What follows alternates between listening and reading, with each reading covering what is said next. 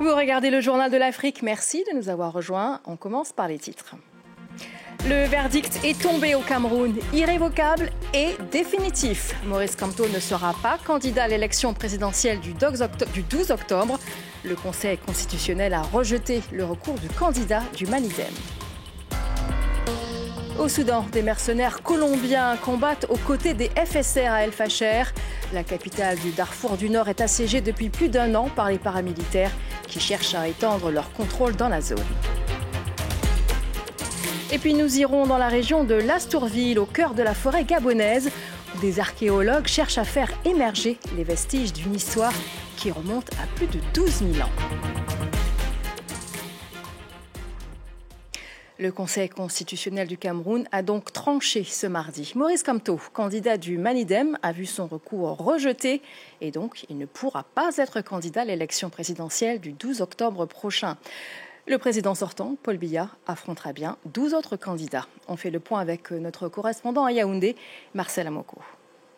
Le palais des congrès de Yaoundé, où siège le Conseil constitutionnel, avait des allures de forteresse pour une décision très attendue par les Camerounais. Après plus de 6 heures de débat la veille, le Conseil constitutionnel a donc invalidé la candidature de Maurice Kamto, jugeant son recours infondé. La décision d'Elections Cameroun, l'organe en charge des élections ici au Cameroun, qui avait justifié le rejet de la candidature de Maurice Kamto par une double investiture au sein du Manidem, a donc été confirmée. Une décision motivée par des considérations politiques, selon les avocats de Maurice Kamto. Le Conseil constitutionnel a fonctionné à 3% juridique et à 97% politique. Et c'est ce qui explique la décision qui a été rendue tout à l'heure. Donc cette décision, qui est beaucoup plus dominée par cette pulsion politique, fait que, en réalité, on a consacré la fraude. 36 recours avaient été introduits devant le Conseil constitutionnel, dont celui de Léon Teller Onana, un militant du RDPC, le parti au pouvoir, qui demandait l'invalidation de la candidature du président Paul Biya, une requête injustifiée selon le juge constitutionnel. Les décisions du Conseil constitutionnel n'étant pas susceptibles de recours, l'élection présidentielle du 12 octobre prochain ici au Cameroun se déroulera donc sans Maurice Kamto. Ils avaient été enlevés il y a près de 7 mois dans le nord-est du Burkina Faso. Le gouvernement malien a confirmé la libération de 4 routiers marocains. Après leur enlèvement le 18 janvier, Rabat avait organisé les recherches en collaboration avec le Burkina Faso et le Niger. Les autorités maliennes ont révélé que les 4 hommes avaient été entre les mains du groupe terroriste État islamique dans la province du Sahel, la branche sahélienne de l'État islamique. Au Soudan, les habitants d'El Fasher continuent de vivre dans un climat de violence. La capitale du Nord Darfour, la seule ville de cette région encore aux mains de l'armée, est assiégée depuis plus d'1 an par les forces de soutien rapide. Selon certaines sources, des mercenaires étrangers, notamment colombiens, seraient venus en renfort. Notre correspondant régional, Bastien Renouille, s'est entretenu avec l'un des porte-parole du camp de déplacés de Zamzam. Depuis quelques jours, des images circulent montrant des mercenaires colombiens entraînant des hommes en tenue civile portant des AK-47. Alors, ces images, d'où proviennent-elles ? Eh bien, j'ai posé la question à Mohamed Douda, un représentant de la société civile qui vit dans El Fasher. Il m'explique que la semaine dernière, il y a eu des combats aux abords de la ville, que l'armée a abattu un étranger et que ce dernier avait des papiers d'identité colombiens. Les militaires ont récupéré leurs téléphones et d'autres preuves, les ont fouillés et ont trouvé des vidéos et des photos d'eux-mêmes à l'intérieur du camp de Zamzam, parfois à El Fasher et parfois à l'aéroport de Niala. C'est de là que partent les drones qui viennent chaque jour et chaque nuit pour attaquer El Fasher. Lundi, le ministère des Affaires étrangères soudanais, qui, il faut le rappeler, est lié à l'armée, a affirmé avoir transmis des preuves de l'implication de ces mercenaires au Conseil de sécurité des Nations Unies. Mais quel est leur rôle exactement ? Selon l'armée, ils combattent, mais si c'est le cas, bien cela semble être assez récent. Jusqu'à présent, ils semblaient plutôt avoir des missions d'encadrement, comme l'explique Mohamed Douda. Je pense qu'ils forment les miliciens des forces de soutien rapide.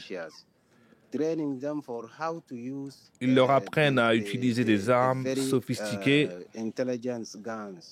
à piloter des drones et à renforcer leurs conditions physiques. Qu'ils participent au combat ou non, ces mercenaires participent à la guerre menée par les forces de soutien rapide.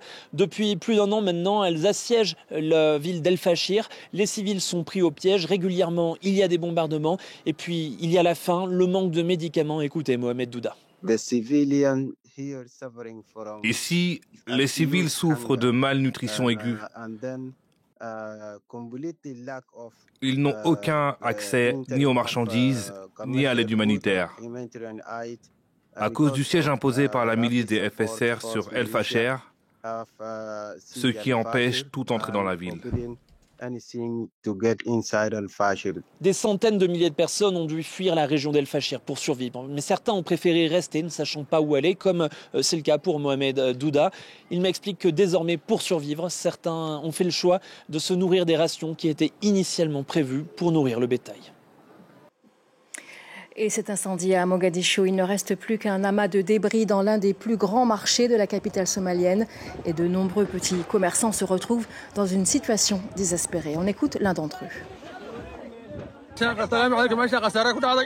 L'incendie a commencé là-bas, dans le marché, et a causé d'importants dégâts matériels.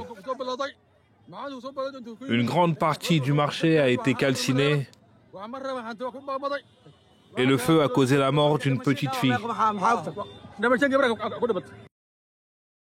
Le Rwanda s'apprête à accueillir 250 immigrés expulsés des États-Unis, une mesure qui s'inscrit dans la politique migratoire endurcie de Donald Trump, avec la promesse d'expulser des millions de personnes en situation irrégulière. Certaines ONG pointent du doigt le bilan du Rwanda en matière de droits humains et dénoncent également son soutien aux groupes armés dans l'est de la RDC. Les explications de notre correspondante à Kigali, Juliette Montilly. 250, c'est le nombre de migrants illégaux que Washington devrait prochainement déporter ici, au Rwanda. Une première liste de 10 noms aurait d'ores et déjà été transmise à Kigali. La porte-parole du gouvernement a précisé que le Rwanda se garde le droit de choisir les personnes qui seront accueillies sur le territoire. Elle a par ailleurs affirmé que les migrants acceptés bénéficieraient d'une formation professionnelle, de soins de santé et d'une aide à l'hébergement.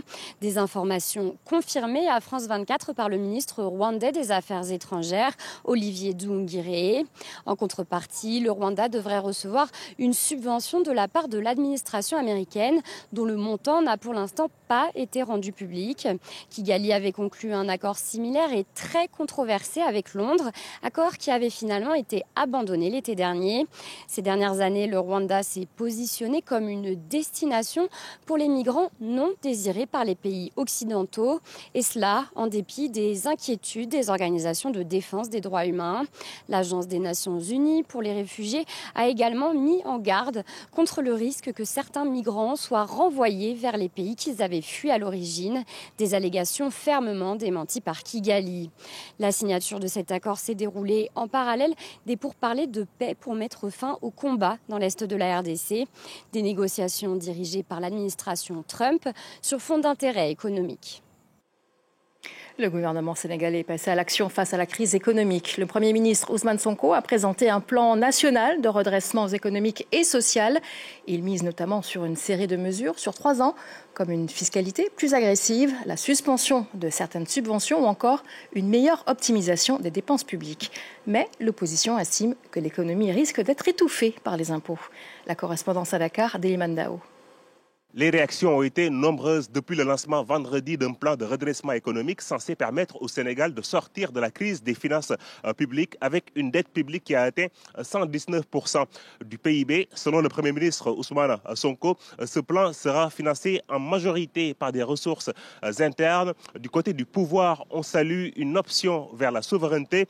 L'opposition, de son côté, dénonce une pression fiscale vers les milieux économiques. Je vous propose d'écouter ces réactions politiques. Nous avons l'impression qu'il y a un réflexe lié à une déformation professionnelle. Parce que nous avons à la tête de ce pays des inspecteurs des impôts. Nous pensons qu'il faut s'adapter par rapport à la gouvernance. Gouverner, c'est autre chose, ce n'est pas seulement prélever. Je pense qu'avant de prélever, il faut d'abord irriguer. Ce qui n'est pas le cas. Nous sommes dans une situation économique extrêmement difficile.